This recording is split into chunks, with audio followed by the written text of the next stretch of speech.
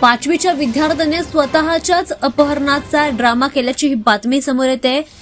विदर्भातील भंडारा जिल्ह्यातील पवनी येथे ही धक्कादायक आणि तेवढीच एक वेगळी बातमी समोर येते। पाचवीमध्ये शिकणाऱ्या 12 वर्षाच्या विद्यार्थ्याने स्वतःच्याच अपहरणाचा बनाव रचून पालक आणि पोलिसांची मोठी धावपळ उडवली आहे।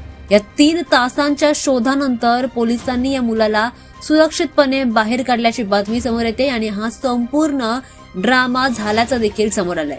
माहितीनुसार हा विद्यार्थी शाळेत खोडसाळपणा करतो, मस्ती करतो आणि त्यामुळे त्याच्या मस्तीमुळे तो अडचणीत आला होता। शाळेने त्याच्या पालकांना बोलवण्यासाठी त्याला सांगितलं होतं।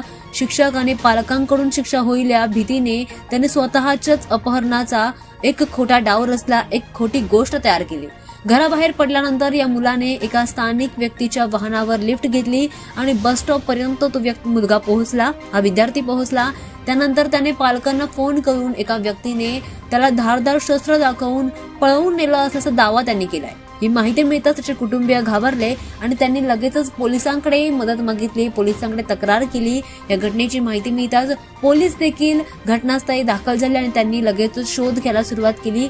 त्यानंतर पोलिसांनी विविध ठिकाणांवरील रस्त्यावरील असलेल्या सीसीटीव्ही फुटेजच्या आधारे त्याचा शोध घेतला आणि जवळजवळ 3 तासांच्या प्रयत्नांनंतर 3 तासांच्या शोधानंतर हा मुलगा सुरक्षितपणे सापडलाय। चौकशीत त्याने स्वतःच या अपहरणाचा बनाव रचल्याची कबुली देखील दिली आहे। त्याने स्वतःच हा संपूर्ण ड्रामा त्यानेच रचल्याचं सांगितलंय। या घटनेनंतर पोलिसांनी पालकांना समज दिली आहे।